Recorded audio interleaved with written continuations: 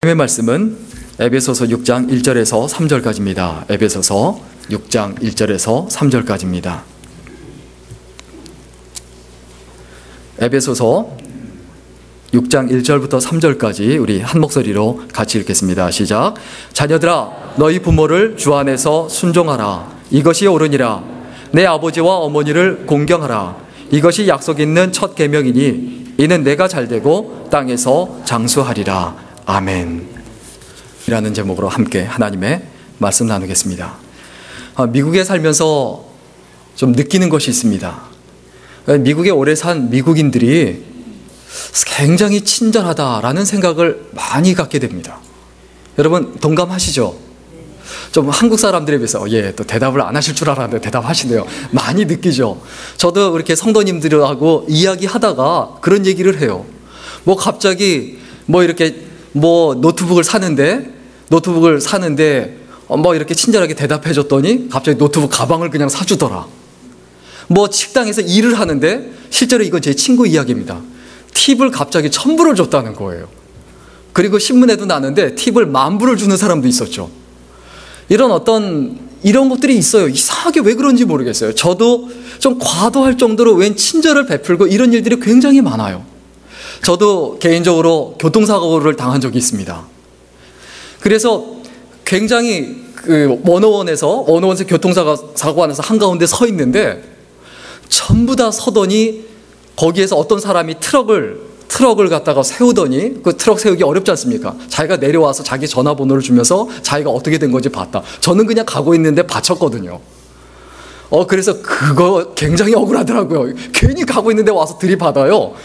그런데 친절하게 거기에 내려서 이렇게 전화번호를 적으면서 뭐라고 이야기하면 그게 증명이 안 되면 자기한테 전화해라. 그럼 누가 그렇게 합니까?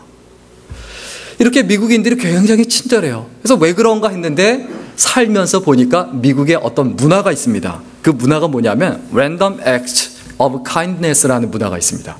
이거 뭐냐면 좀 한국말로 구태 번역하자면 묻지마 친절입니다. 뭐라고요? 묻지마 친절. 또 다른 말로 이렇게 하면 묻지마 선행입니다.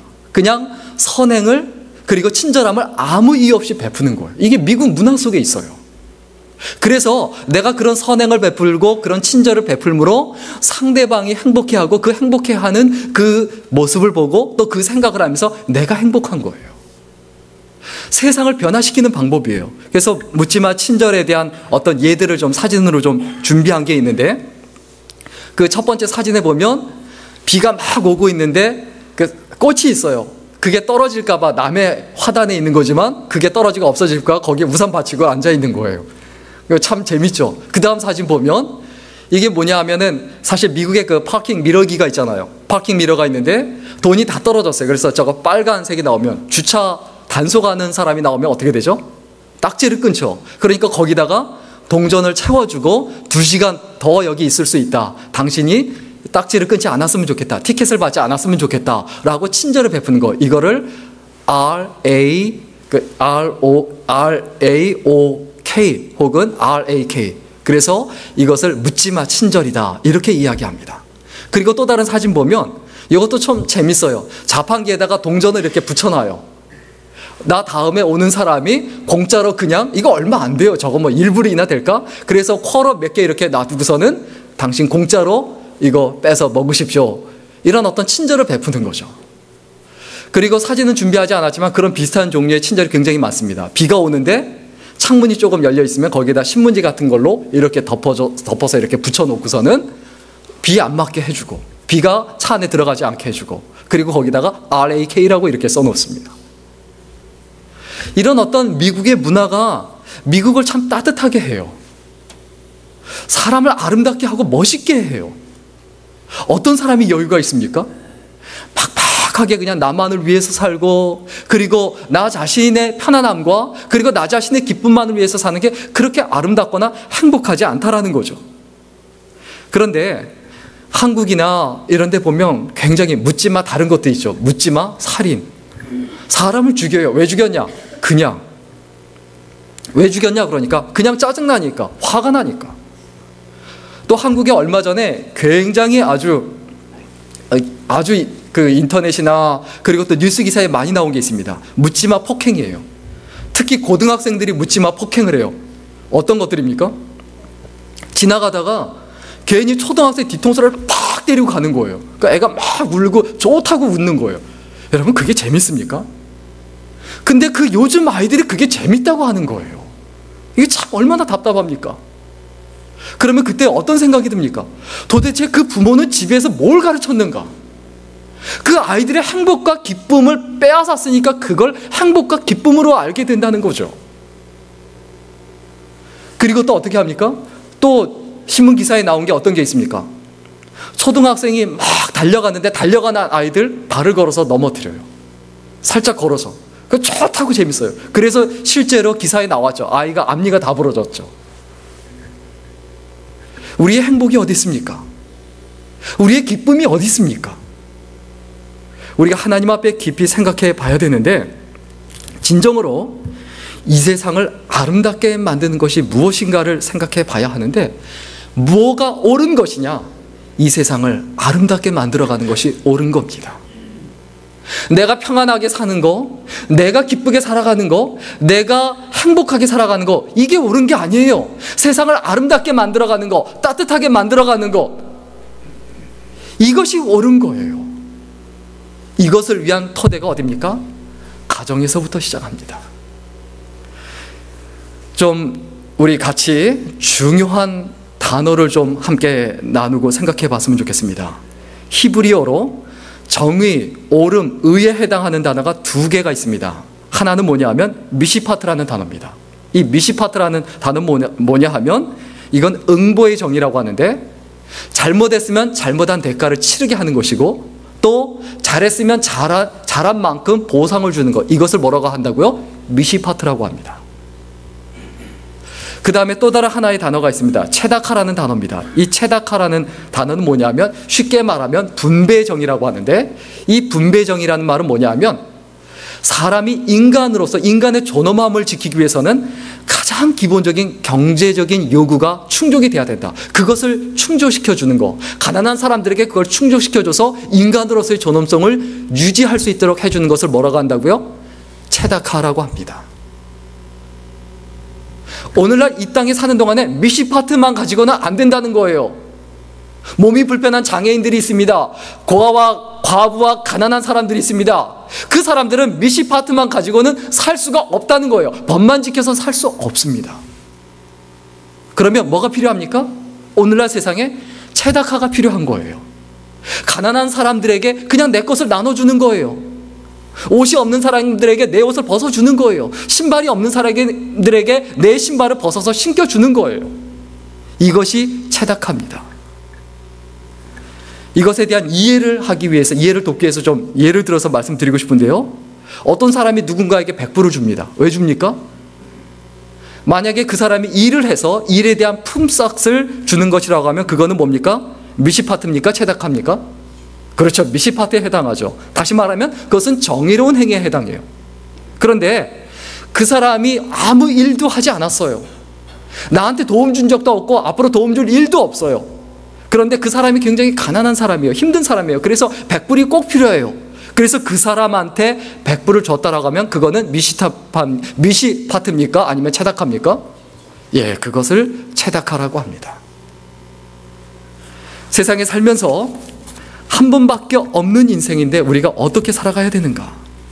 이 미시파트와 체다카라는 단어가 어디 나오냐면 창세기 18장 19절에 나옵니다. 창세기 18장 19절. 우리 같이 읽겠습니다. 창세기 18장 19절입니다. 시작. 아브라함은 강대한 나라가 되고 천하 만민은 그로 말미암아 복을 받게 될 것이니 아니냐.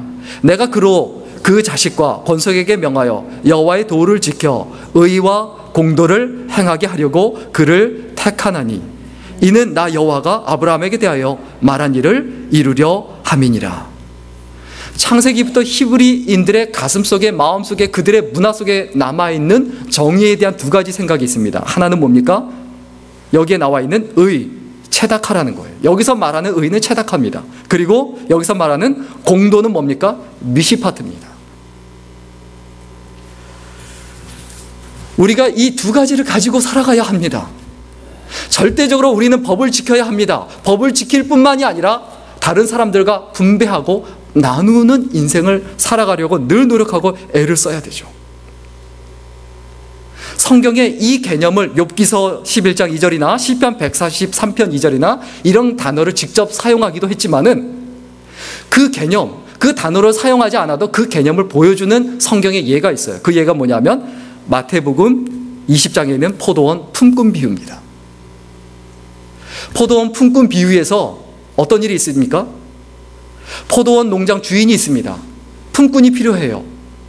그래서 인력시장에서 사람들이 모여있는 일자리를 구하는 거기에 이렇게 모여있는데 새벽 6시에 가서 사람들을 데려와요. 그래서 저녁 6시까지 일해요. 그럼 몇 시간 일한 거죠? 12시간 일한 겁니다. 그 다음에 6시까지 일하기 전 5시에 가서 또 사람들을 데려와요. 이 사람 몇 시간 일했죠? 딱 1시간 일했습니다. 1시간 일했는데 똑같이 한 데나리온을 줍니다. 한 데나리온은 그 당시 히브리인들의 하루 일해서 받는 노동자들의 그 품삯을 말합니다. 예를 들어서 100불 정도가 될 수 있겠죠. 똑같이 100불을 준 거예요. 똑같이 12시간 일한 사람이나 1시간 일한 사람이나 동일하게 100불을 줘요. 왜 그렇습니까? 왜 그렇습니까? 그 당시 그 자리에서 일할 수 있는 사람은 20살 이상의 가장만 일할 수 있어요. 다시 말하면 그 사람들이 일을 해야 그 돈을 가지고 그 가족들이 굶지 않고 먹고 살 수가 있어요. 그러니까 주인이 왜 그 돈을 줍니까? 왜 100불을 줍니까? 100불을 주지 않고 그냥 12분의 1로 잘라서 그 돈을 주면 10불이나 뭐 15불 이 정도만 주면 그 가족이 그 다음날 굶어야 돼요. 여러분, 예수 믿는 사람이 이 땅에 살아가는 동안에 과연 이 체다카라는 정신이 없이 그냥 옳고 그름만 이야기하고 세상에서 저스티스만 이야기할 때 그때 어떻게 됩니까? 당연히 그것을 이야기해야 됩니다. 그러나 그것을 넘어서 체다카가 있어야 합니다. 내 것을 나눌 수 있어야 합니다. 직장에서 몸이 아프고 힘든 사람이 있습니다. 그래서 직장을 그만두게 됩니다. 그럼 그 다음부터 어떻게 됩니까? 그 사람은 굶어야 돼요. 페이먼트 내지 못하고. 그러면 그 직장에서 사는 사람들이, 직장에 다니는 사람들이 그 사람으로 하여금 그 일을 하지 말고 가장 쉬운 일만 하고 하루에 4시간만 나와서 일을 해라.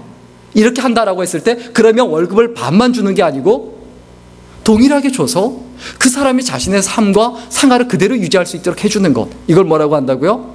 체다카라고 합니다. 그것을 유럽에 있는 나라들은 그대로 시행하고 있는 나라들이 있어요. 4시간을 일하든 8시간을 일하든 그 사람은 몸이 아파서 그리고 어떤 장애를 가지고 있기 때문에 다 일하지 못하니까 그 정도 일만 해도 똑같이 월급을 받아요. 우리의 마음속에 잊어버리지 말아야 합니다.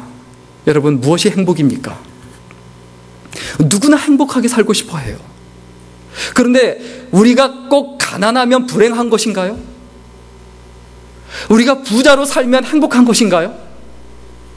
내가 건강하면 행복하고 내가 건강하지 않고 몸에 장애가 있거나 몸에 병이 있으면 그러면 내가 꼭 불행한 것인가요? 누가 그렇게 말합니까? 누가 그렇게 가르쳤습니까? 성경에서 언제 그렇게 말합니까? 가난하다고 해서 네가 불행하다라고 말한 적이 없습니다. 그건 기독교적 개념이 아닙니다. 그건 세상적인 개념이에요. 내가 지위가 낮다고 해서 내가 1등을 하지 못하고 꼴등을 했다고 해서 내가 꼭 불행해야 될 이유가 있습니까?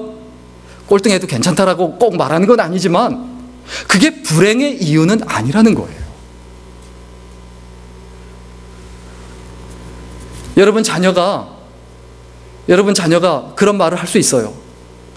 공부가 인생의 전부냐? 그럼 여러분 뭐라고 하시겠습니까? 뭐라고 하시겠습니까? 공부가 인생의 전부냐? 뭐라고 하시겠습니까? 답을 못하시면 곤란하죠. 물론 당연히 공부가 인생의 전부는 아닙니다. 그러나 그 공부하는 것을 통해서 세상에서 다스리는 사람들한테 나눠줄 것이 있게 된다는 거예요. 베풀 수 있게 된다는 거예요. 진짜 행복이 뭔지를 알 수 있게 된다는 거예요. 누구한테 받을 때도 행복할 수 있지만 그러나 더 행복할 때 언제입니까? 누구한테? 줄 수 있을 때예요. 여러분 부모가 자녀들한테 해주지 못하는 거 이거 괴롭습니다. 지금 오늘 어버이날인데, 마더스데이인데, 내가 내 어머니한테, 내 부모님한테 해드리고 싶은데 못 해드리는 거, 이거 정말 가슴 아픕니다. 그런데 이거는 우리가 회개해야 합니다. 게을러서, 내가 신경 쓰지 않아서. 저도 회개하는 마음으로 오늘 또 설교 준비했습니다. 매년 똑같이 회개하는 마음으로 계속 설교 준비하는데 하나님 앞에 너무 죄송한데, 행복의 조건은 성경에 보면 두 가지입니다. 행복의 조건은 몇 가지라고요? 두 가지입니다. 하나는 뭐냐 하면 올바른 관계입니다. 행복의 조건은 첫째 뭐라고요? 올바른 관계. 어떤 때 올바른 관계가 생깁니까? 원칙을 정하고 법칙을 딱 정해서 이건 절대 하지 말고, 이건 죽어도 하지 말고, 이건 죽어도 해야 돼. 안 그러면 당신하고 끝이야. 이러면 부부간에 행복합니까? 아니거든요. 왜 꼭 내가 싫어하는 거 왜 꼭 구태여 계속해서 해야 돼? 이러면서 계속 싸웁니다. 우리가 하나님 앞에 올바른 관계는 뭡니까? 하나님께서 말씀하신 대로 올바른 관계를 위한 제1계명, 가장 중요한 계명, 크고 첫째 되는 계명을 우리에게 가르쳐 주셨어요. 우리 잘 알고 있습니다. 뭐죠? 주 너의 하나님을 사랑하고 그 다음에 내 이웃을 어떻게 해라? 내 몸과 같이 사랑해라. 사랑하라는 거예요. 여러분, 남편과 아내, 여러분 부모님, 여러분 자녀 사랑하십니까? 사랑하지 않으십니까? 여러분 부모 좋아하세요? 좋아하지 않으세요? 좋아하지 않는 적 많죠. 그러나 사랑은 하죠. 이해는 되세요? 내 부모님이 나한테 잘 못해줘요. 그리고 내 마음에 안 들어요. 자꾸 짜증나는 말만 골라서 해요. 그리고 부모님이 계속 나한테 잔소리를 해요. 그래서 싫을 수 있어요. 그 싫다는 것 자체가 내가 부모님을 사랑하지 않는다는 걸 의미합니까? 그건 아니죠. 그죠? 근데 내가 사랑한다라고 하면 부모님이 싫어하는 그 부분까지도 내가 좋아하려고 노력하고 애를 써야 돼요. 그게 사랑입니다. 내 이웃을 내 몸과 같이 사랑해라, 원수를 사랑하라 라는 말이 뭡니까? 내가 친구를 굉장히 좋아해요. 왜 좋아합니까? 그 친구하고 나하고 잘 맞으니까, 그 친구가 나를 기분 좋게 해주니까, 그 친구를 만나면 나한테 이익이 생기니까 굉장히 아주 잘 지냅니다. 그런데 어느 날부터 그 친구가 짜증나기 시작해요. 싫어지기 시작해요. 귀찮기 시작해요. 그러면 그 다음부터 선을 긋고 멀리해요. 좋아했지만 지금은 싫다. 그 사람을 사랑한 게 아니고, 그 사람이 나하고 잘 맞는 것을 사랑한 거예요. 이해되시죠? 그런데 성경에 뭐라고 말합니까? 뭐라고 말하죠? 내 이웃을, 사람을, 그 사람의 행동이 아니고, 그 사람의 마음이 아니고, 그 사람의 살아가는 모습이 아니고 그 사람을 사랑해라. 내 이웃을 무엇과 같이요? 내 몸과 같이 사랑해라. 이게 돼야 올바른 관계가 되죠. 사람을 사랑하지 못하면서, 눈에 보이는 사람을 사랑하지 못하면서 하나님을 사랑한다. 이게 될까요? 솔직히 말이 안 됩니다. 내가 눈에 보이는 사람도 사랑하지 못하면서 내 눈에 전혀 보이지 않는 내가 기도해도 기도를 들어주시는지 안 들어주시는지도 모르겠고, 내가 신앙생활에도 나와 동행하지 않는지도 모르겠고, 하나님께서 나한테 은혜를 베풀어 주시는지 안 베풀어 주시는지도 모르겠고, 눈에 보이지 않는 하나님을 어떻게 우리가 사랑합니까? 사람도 사랑하지 못하면서. 우리 빌립보서 2장 14절 다 같이 읽겠습니다. 굉장히 중요한 부분입니다. 빌립보서 2장 14절 시작. 모든 일을 원망과 시비가 없이 하라. 가정생활이든요, 교회생활이든 직장생활이든 예수 믿는 사람은 가장 기본적으로 일단은 모든 일을 원망과 시비가 없이 해야 돼요. 쓸데없는 말, 필요 없는 말에서 원망과 시비 생기지 않도록 주의하고 애를 써야 돼요. 쓸데없고 필요 없는 행동을 해서 남들한테 원망이나 시비가 걸리지 않도록 노력하고 애를 써야 돼요. 노력해도 잘 안 되는데 노력조차 안 하면 어떻게 되겠습니까? 내가 어떤 때 올바른 관계를 맺습니까?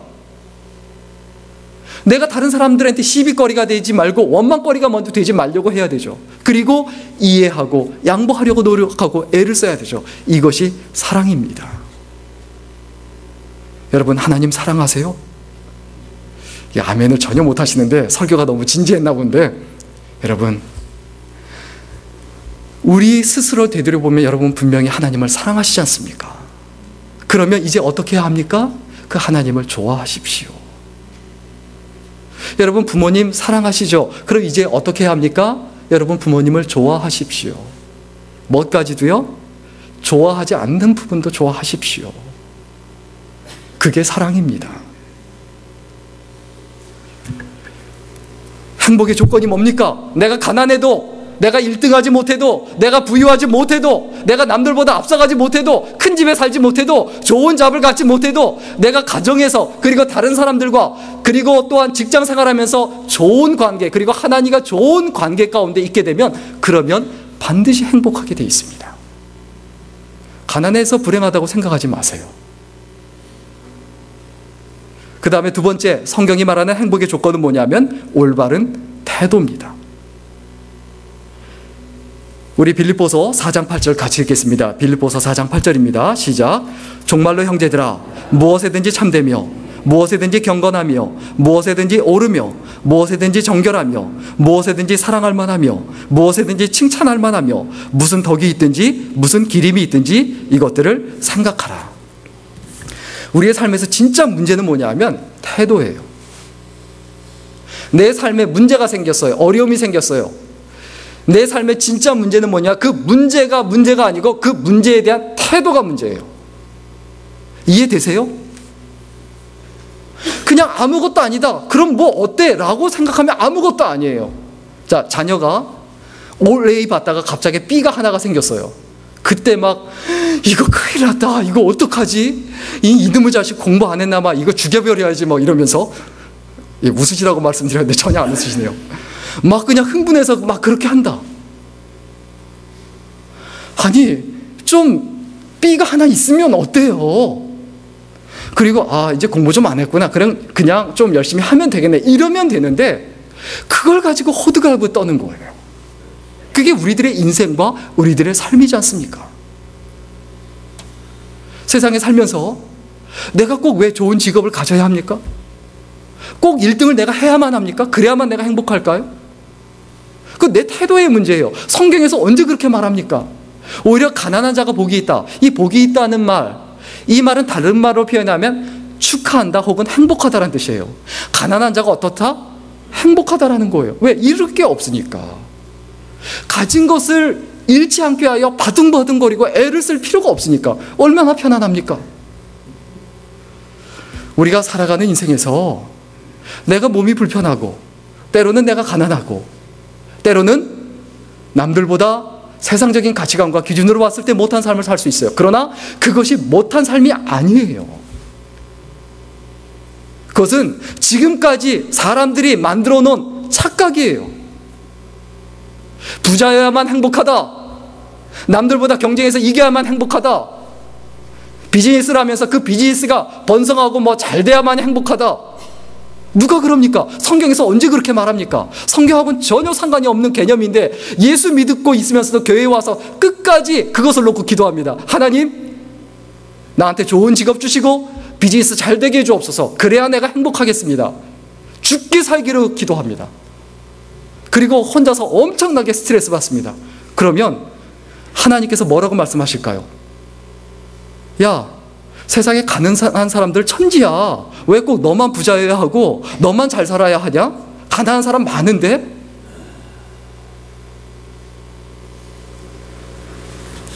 우리는 무엇에든지 오르며 무엇에든지 칭찬할 만하며 무엇에든지 기릴 만하며 무엇에든지 사랑할 만하며 어떠한 자리에 있든지 간에 칭찬할 만한 삶을 살아가는 것, 이것이 행복입니다. 우리가 세상 살면서 악한 일을 하지 않는 것 굉장히 중요해요. 그런데 악한 일을 보며 나쁜 일을 보면서도 그만두고 그것에 대해서, 불의에 대해서 눈을 질끈 감아주는 그 포용, 그게 포용입니까? 그건 포용이 아닙니다. 디트리 보네포 목사님이 한 유명한 말이 있죠.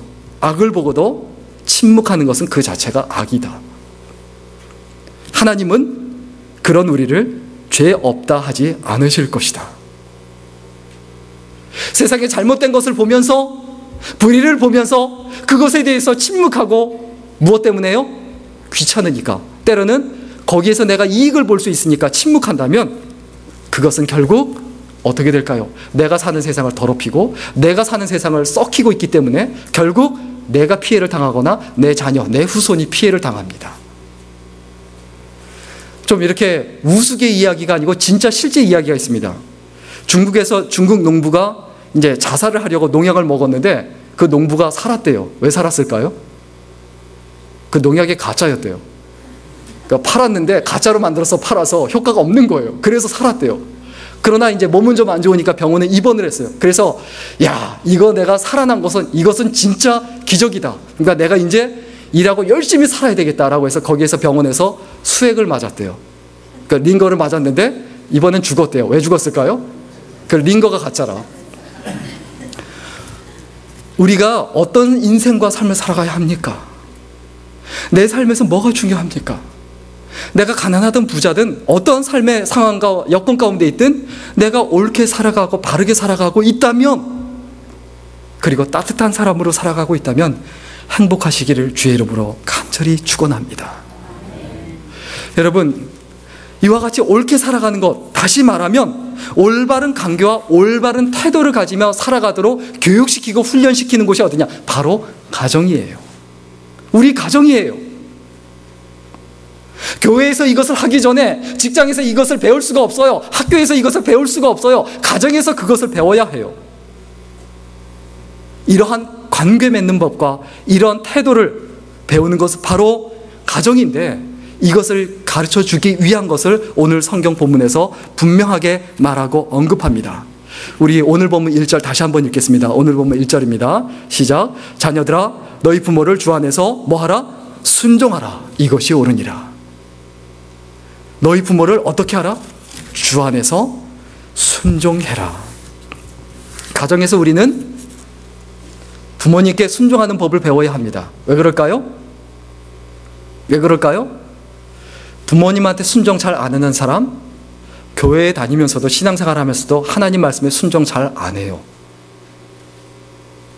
평생 말 안 듣는 게, 평생 자기 마음대로 삑딱하게 하고 삑딱하게 말하고 부모님한테 삑박하게 하는 게 평생 몸에 배 있는데 교회에 와서도 신앙생활 하면서도 그 태도가 없어질 것 같으세요? 절대 아닙니다. 저 악담하는 게 아닙니다. 우리가 주의하자는 겁니다.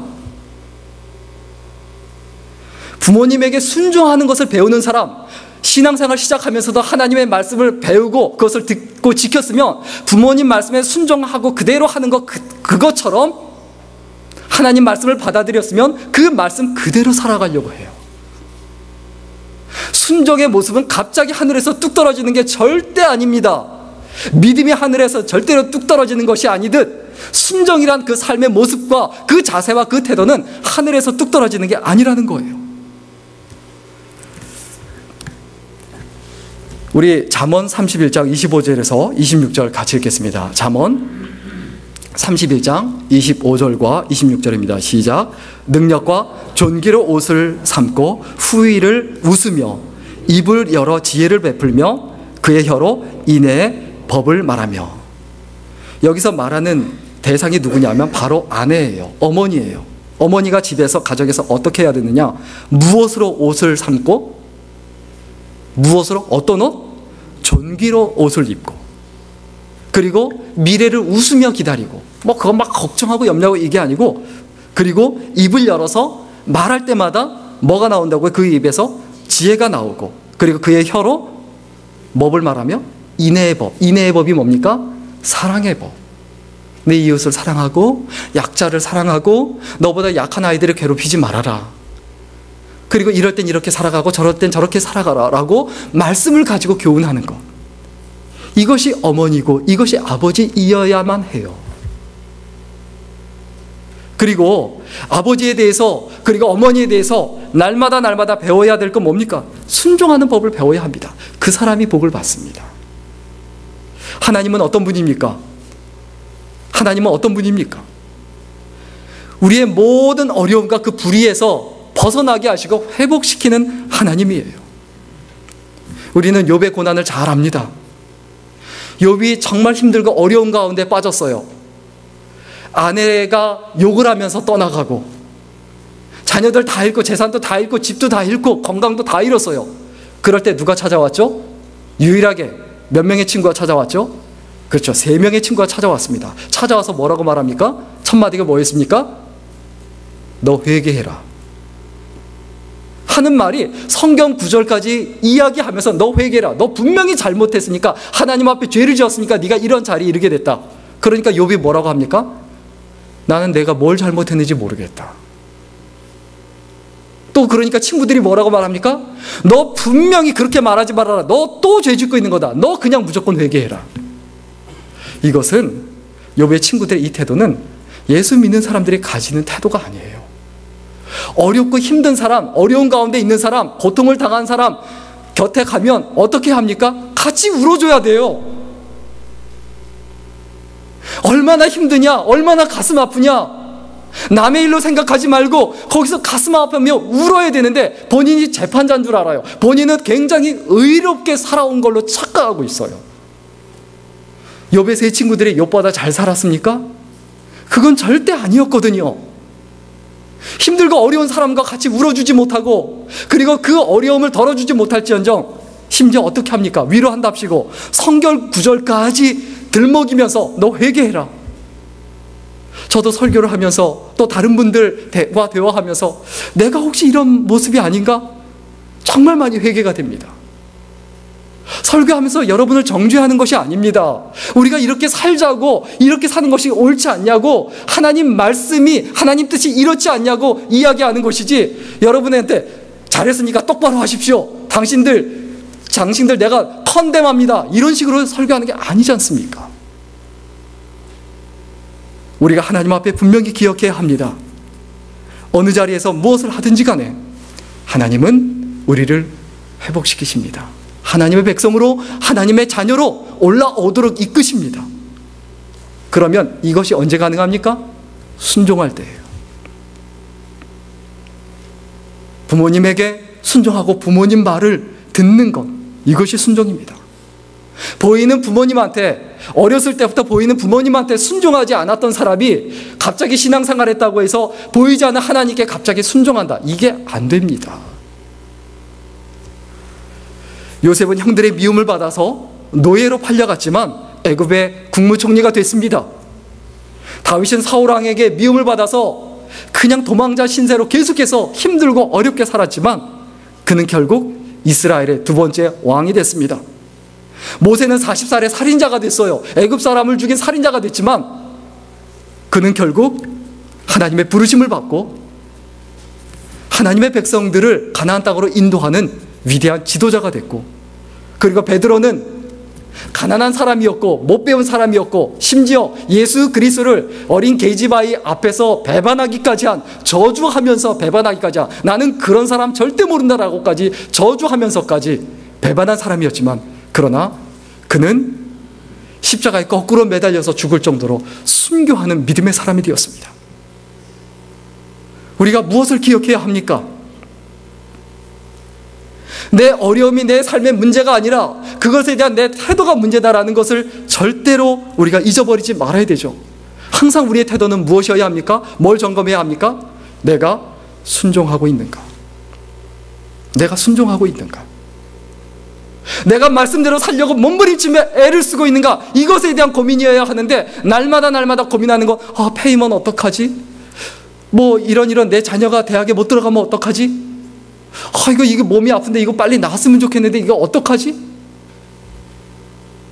무엇을 먹을까? 무엇을 마실까? 염려하지 말라고 그렇게 말씀하셨지만 우리는 끊임없이 그것을 가지고 염려하고 걱정합니다.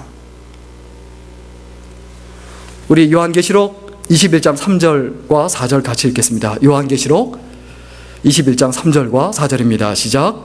하나님이 저희와 함께 거하시리니 저희는 하나님의 백성이 되고 하나님이 친히 저희와 함께 계셔서 모든 눈물을 그 눈에서 씻기시매 다시 사망이 없고 애통하는 것이나 곡하는 것이나 아픈 것이 다시 있지 아니하리니 처음 것들이 다 지나갔음이러라.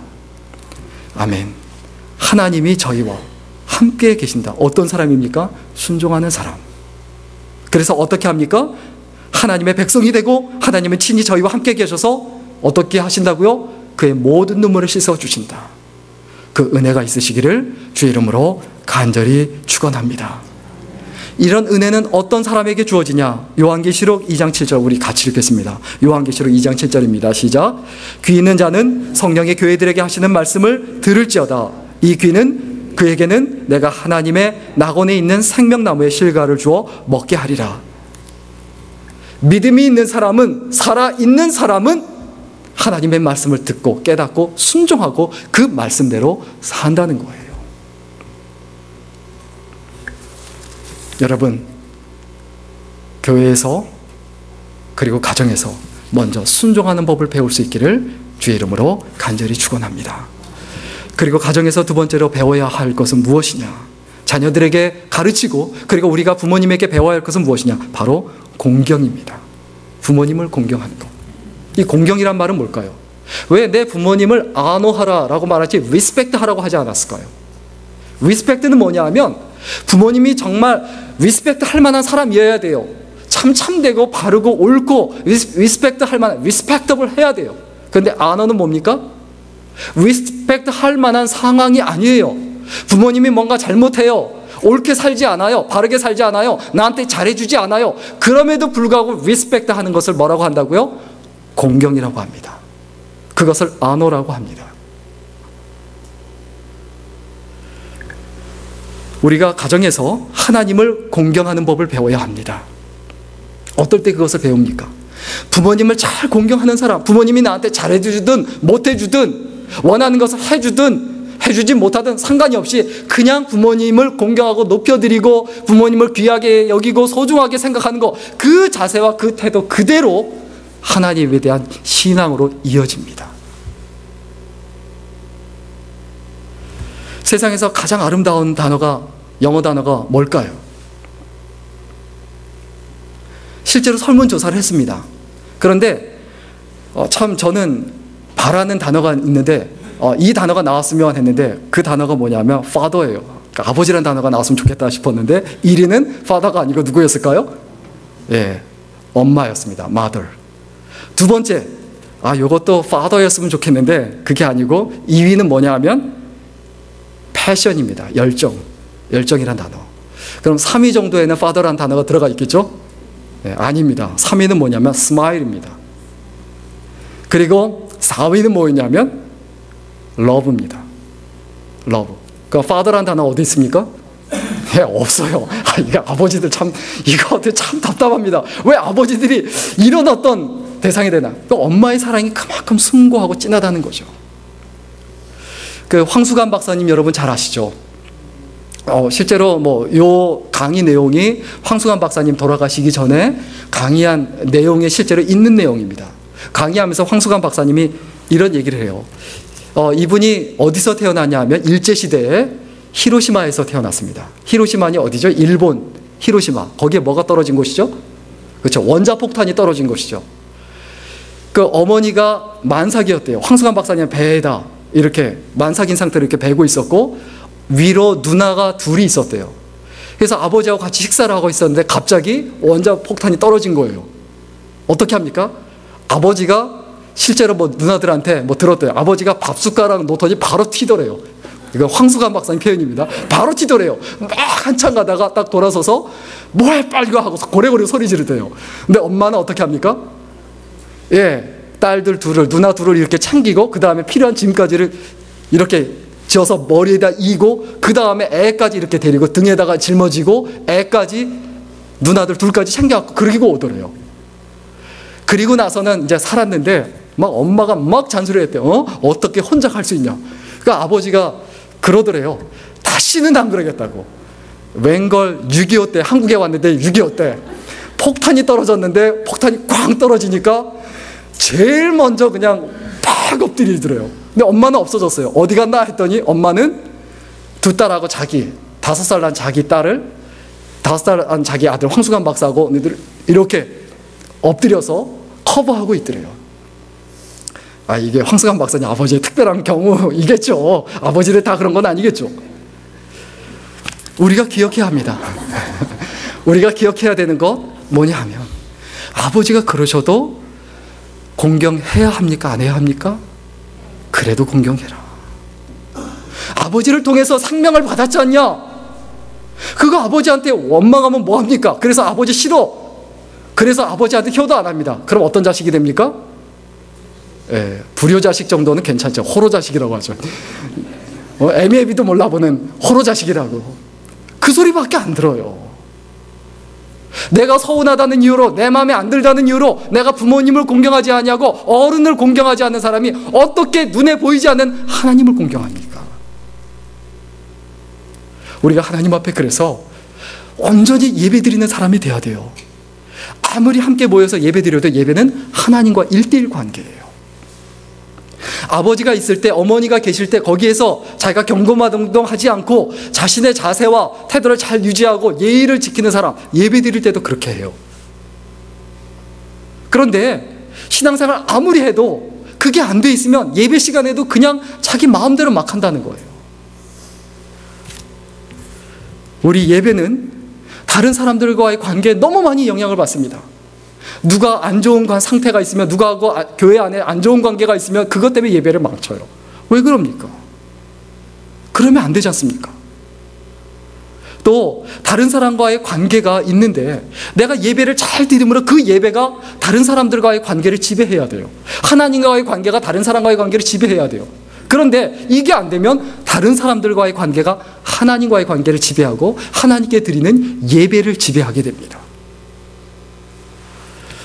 마지막 한 가지 이야기만 하고 오늘 말씀을 마칠까 합니다. 어떤 한 신사가 꽃가게 앞에 차를 몰고 가다가 딱 멈춰 섰습니다. 그래서 200마일이나 떨어져서 살고 있는 그 어머니에게 꽃다발을 보내달라고, 그 마더스데이에 꽃다발을 보내달라고 이렇게 주문하려고 왔는데, 근데 한 소녀가 길가에서 그 앞에서, 그 꽃집 앞에서 막 울고 있어요. 너 왜 우냐? 그랬더니 그 아이가 하는 말이, 엄마한테 드릴 장미 한 송이를 사고 싶은데 저는 75센트밖에 없어요. 근데 이 장미 한 송이가 2불인데 나한테 그 돈이 없어요. 얼마 안 되지 않습니까? 그래? 너 이리 들어와라. 내가 그거 사줄게. 그래서 사줬어요. 그러니까 뭐 애가 너무 좋아하고 너무너무 장미 한 송이에 행복해하는 거예요. 그래서 애가 행복해하니까 또 미국인들의 어떤 정신이요? 묻지마 선행. 묻지마 폭행이나 살인이 아니고 묻지마 선행과 묻지마 이런 친절 정신이 확 살아나서, 너 집이 어디냐? 내가 태워다 줄게. 엄마 있는 데가 태워다 줄게. 그러니까 얘가 막 좋아하면서, 얘 엄마 있는 데가 그러자도 좀 멀어요. 그러면 정말 감사할 것 같아요. 그러는 거예요. 그래서 애를 태워다 주는데 얘기하는데 갑자기 어디냐 그랬더니 어디 공동묘지예요. 거길 가자고 하는 거예요. 그래서 거기 가서 거기다가 꽃다발을 놔두고, 엄마 사랑해요.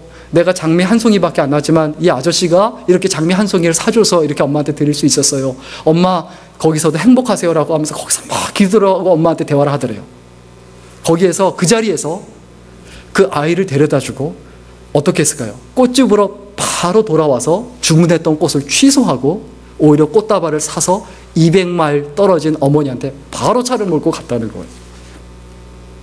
우리가 어떻게 해야 합니까? 부모님을 소중하게 여길 줄 모르면서 어떻게 하나님을 소중하게 여길 수 있습니까? 내 하나님을 마음과 몸과 뜻과 정성을 다하여 하나님을 사랑하라. 그러면 하나님을 사랑하는 사람이 내 부모를 공경하라고 말했는데 내가 왜 부모를 왜 공경하지 않습니까? 우리가 하나님 앞에 무엇을 소중하게 여기고 무엇을 귀하게 여겨야 합니까? 나의 부모님에 대한 태도는 곧 내 신앙생활로 이어지고 하나님과의 관계로 이어진다는 것을 절대로 잊어버리지 말아야 되죠. 우리 오늘 본문 마지막으로 3절 다 같이 읽겠습니다. 결론적으로 이 부분을 좀 읽으려고 하는데요. 오늘 본문 3절입니다. 같이 읽겠습니다. 오늘 본문 3절 설교 노트에 좀 같이 보도록 하겠습니다. 시작. 이는 내가 잘되고 땅에서 장수하리라. 하나님께서 우리에게 약속하신 게 있어요. 약속의 말씀이 뭡니까? 내 부모님을 주 안에서 순종해라. 그리고 내 부모님을 어떻게 해라? 공경해라. 그러면 어떻게 된다? 이는 내가 땅에서 잘되고 장수하리라. 부모님을 잘 공경하는 사람이 어떻게 된다고요? 잘 순종하는 사람이 땅에서 잘 된다는 거예요. 왜? 그 사람이 인간관계 잘하거든요. 사람을 귀하게 여길 줄 알거든요. 그리고 왜 장수합니까? 하나님 앞에 꼭 기억해야 될 게 있습니다. 너 부모님을 공경하지 않느냐? 그 얘기 뭐냐면 너 빨리 죽어라. 그 세상을 더 더럽히지 말고 빨리 죽어라. 이거나 마찬가지죠. 너 부모님도 공경하지 못하면서 세상 더럽히지 말아라. 너는 이 세상에 더 살 가치가 없다. 우리가 하나님 앞에 날마다 기억해야 합니다. 우리의 삶과 인생에서 무엇이 중요합니까? 어떤 것이 중요합니까? 진정한 옳음은 잘잘못을 따지는 게 아닙니다. 네가 옳다, 내가 옳다, 네가 잘못됐다, 내가 옳다 이렇게 따지는 게 아니에요. 진정한 옳음은 그 따지는 그 사람과 좋은 관계를 가지고 있느냐, 그리고 그 사람에 대해서 좋은 태도를 가지고 있느냐. 가정은 어떤 곳이 되어야 합니까? 올바른 사람을 길러내는 학교가 되어야 합니다. 그리고 따뜻한 사람을 길러내는 학교가 되어야 합니다. 그리고 가정은 행복한 사람을 길러내는 학교가 되어야 한다. 여러분, 이것을 늘 잊지 말고 어느 자리에서 무엇을 하든지 간에 하나님을 높여드리고 하나님을 사랑하고 그리고 다른 사람을 사랑하는 믿음의 삶이 될 수 있기를 간절히 축원합니다. 기도하겠습니다. 참 좋으신 하나님, 우리가 하나님을 믿는다고 하면서도 하나님 말씀 가운데 거하지 못하고 하나님의 뜻 가운데 거하지 못하고 하나님을 사랑한다고 하면서 다른 사람을 사랑하지 못하고 하나님을 경외한다고 하면서 부모님을 공경하지 아니하고 주님께 순종한다고 하면서 부모님께 순종하지 못하고 그냥 나 살기에 급급하며 그리고 내가 원하는 것을 얻기 위하여 신앙생활하고 날마다 살아갔던 순간들이 많았었음을 고백합니다. 하나님 용서하시고 이제는 믿음으로 하나님의 백성답게 하나님의 자녀답게 살게 하여 주옵소서. 감사드리며 예수님의 이름으로 기도드렸습니다. 아멘.